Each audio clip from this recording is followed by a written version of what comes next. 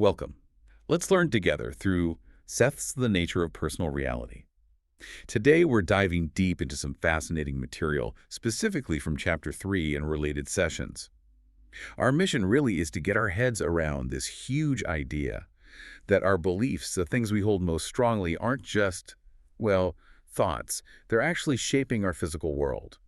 And we want to figure out how to spot the ones holding us back and, crucially, how to change them. It's a big undertaking, for sure. It goes way beyond just thinking positively. The absolute foundation here, the starting point, is this concept Seth puts forward. Ideas have an electromagnetic reality. And your beliefs, they're essentially your most intense, focused ideas about how reality works. Okay, well, let's pause there.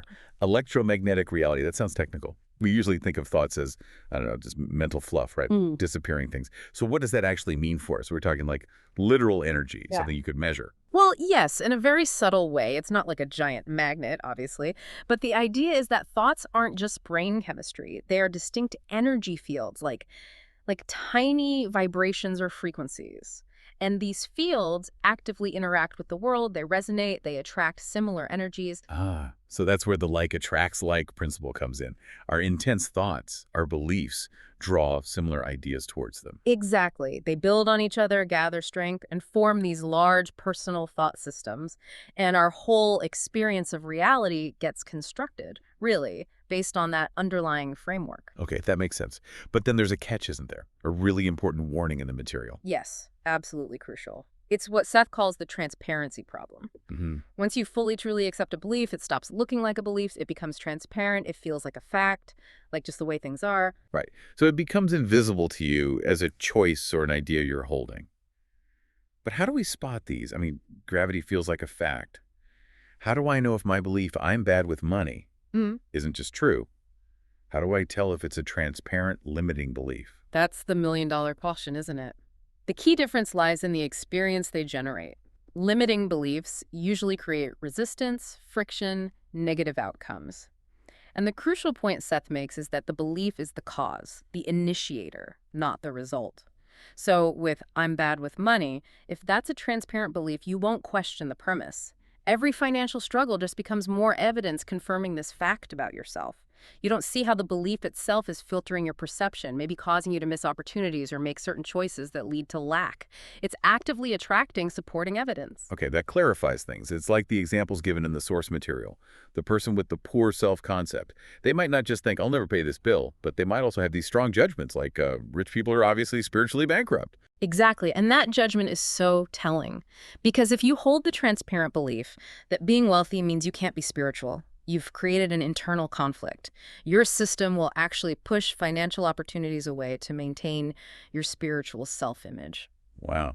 Okay, and what about this sensitive self-concept? The person who says, oh, my main problem is I'm just too sensitive for this world. Right. They treat that sensitivity as this fixed, unchangeable trait, almost a burden they have to bear. But if you dig a bit deeper, often that belief I'm too sensitive is masking something else.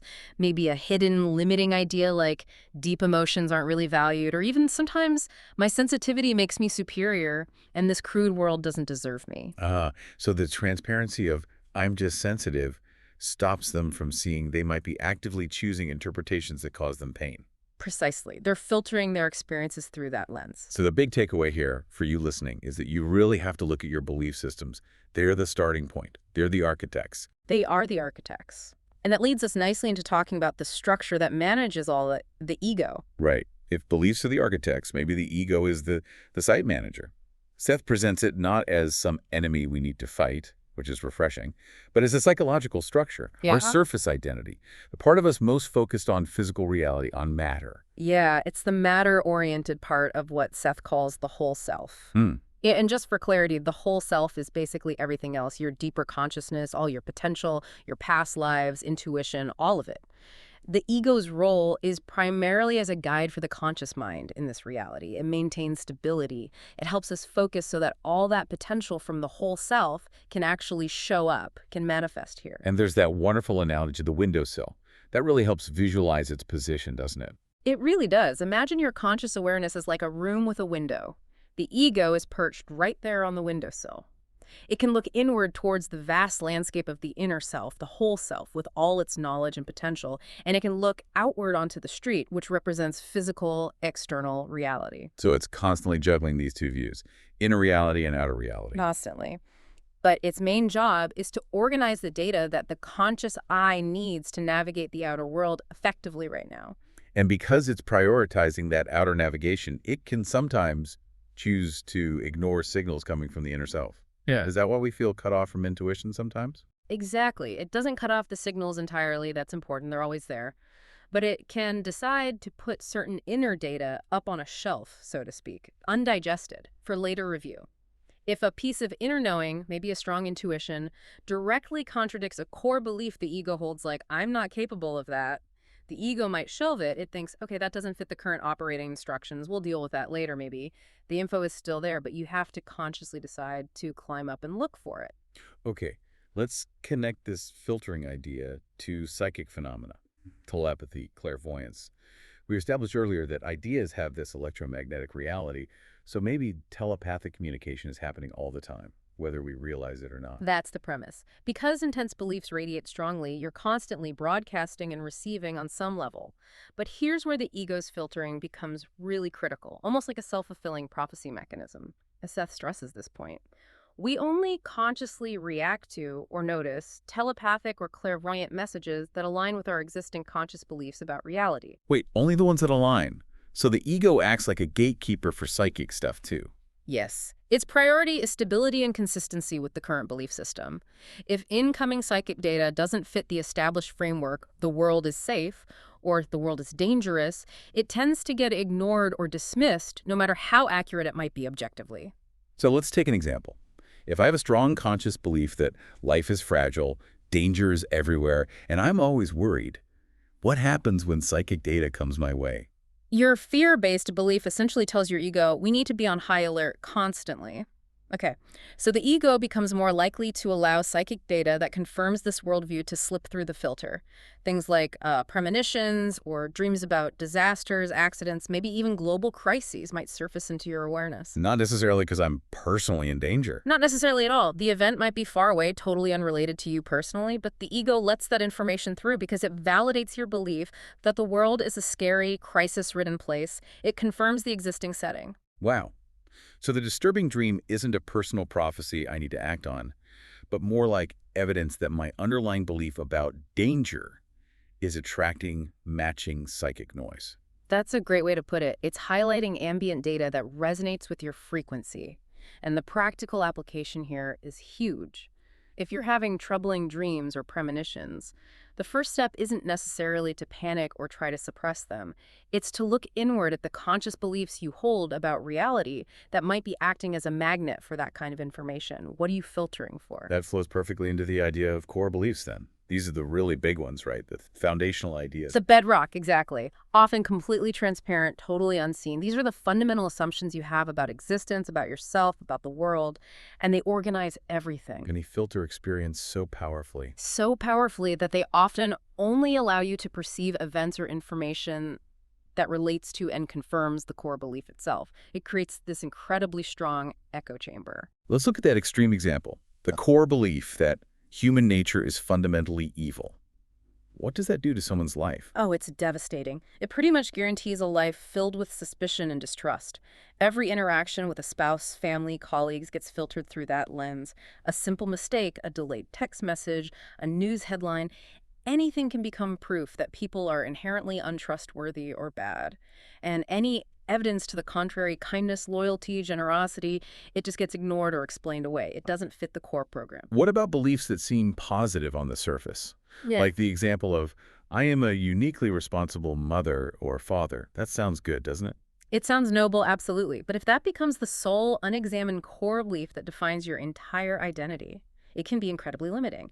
If responsible parent gets defined internally as, I must devote 100% of my being to this role and suppress all other aspects of myself, then you might unconsciously block yourself from pursuing hobbies, career ambitions, friendships, anything that falls outside that narrow definition of responsible parent.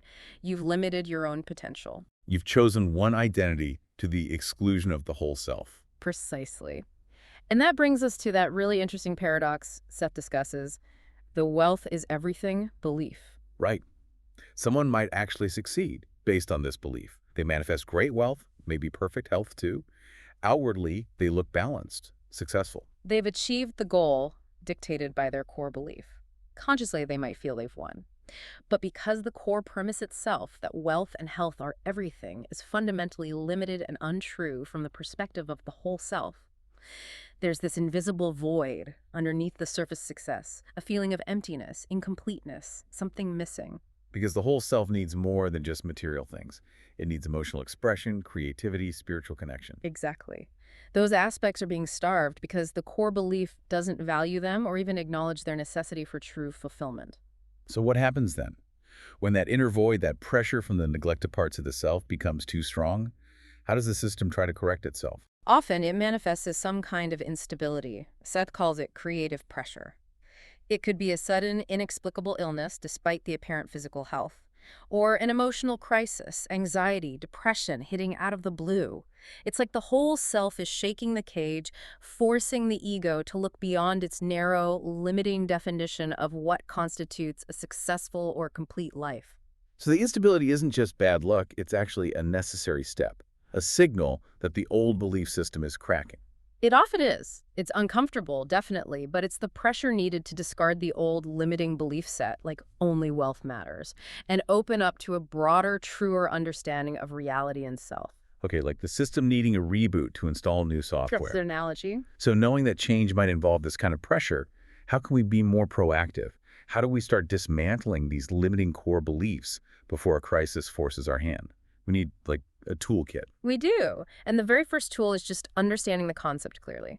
Seth gives us this brilliant, practical metaphor. Treat your beliefs and ideas like furniture in the room of your mind. Furniture. Okay. Yeah. You have the absolute right to look at this furniture, your concepts, your assumptions. You can rearrange it. You can reupholster it. You can decide, you know what? This old armchair doesn't serve me anymore, and you can throw it out. You can replace it with something new. I like that. It gives you a sense of agency. These are my ideas. Exactly. They should be working for you, not boxing you in. So how do you actually do that? How do you examine the furniture? The process starts with kind of desystemizing your thoughts. Just let them flow for a bit without judgment. Follow a particular thought or belief. Ask yourself, what does this represent? What other ideas, what other pieces of furniture seem connected to this one? Notice the links, the assumptions holding it up. And what if you hit that feeling of, oh, but I can't get rid of this belief. It's too important. Or it feels too true. Ah, see, that's crucial. You have to recognize that that thought itself, the I can't discard this thought, is just another piece of furniture. It's a secondary belief, maybe one about fear of change or attachment to suffering. And you have just as much right to examine that belief and decide whether it serves you. So you can discard the belief about not being able to discard beliefs. Precisely. You are never truly helpless before your own ideas. You always have the power to question them. And the engine for actually making these shifts, for moving the furniture, that's imagination, right? Absolutely central. Imagination isn't just for daydreaming. Seth calls it the driving medium that gives beliefs their energy and activity. You use your imagination actively. Mentally rehearse new ways of being. Feel what it's like to hold a different belief. Visualize moving those old concepts out and bringing new ones in. You're essentially preparing the inner blueprint for a new outer experience. You use that inner creative power to nudge the furniture where you want it to go. So you examine with awareness, you question the can't, and you use imagination to build anew. And throughout this whole process, is there one main guiding principle to keep in mind? There is. The simplest and maybe most powerful. You get what you focus on. Your experience follows your concentration of energy. Focus on the limitations. Yeah. You get limitations. Focus on the new possibilities. You start attracting and creating those possibilities. It sums up the core dynamic. Remember, the baseline, according to Seth, is that you are a naturally unrestricted being. All this work is about peeling back the layers of limiting beliefs that obscure that truth. The goal is to allow that natural great joy and spontaneity of your whole nature to flow through more freely. That really brings up an interesting point about where creativity and insight come from. You think about stories like Richard Bach writing Jonathan Livingston Seagull. He often described it as feeling like the book was given to him, not like he consciously constructed it, like the inner part, the whole self, provided the core originality, the truth, and it felt almost separate from his everyday conscious mind. Exactly. The interpretation Seth offers is that the excellence, the uniqueness, often comes from that deeper self. It interprets universal information and gives it new clothes, a fresh perspective. But sometimes the conscious ego, stuck in its familiar furniture arrangement, its core beliefs about who I am, might actually refuse to claim authorship. It might think, wow, that insight is brilliant, but it couldn't possibly have come from me. I'm not that profound creative-wise. So we might be denying the source of our own best stuff because it doesn't fit our limited self-concept. That's a really powerful thought to end on for you listening. Where parts of your own consciousness, which brilliant ideas, creative impulses, sudden insights, or moments of spontaneous joy might you be currently denying authorship to, simply because they don't seem to fit the furniture you've gotten used to? Something to definitely consider. Start checking that furniture. Remember the unrestricted being you are underneath it all. Thank you for joining us for this deep dive.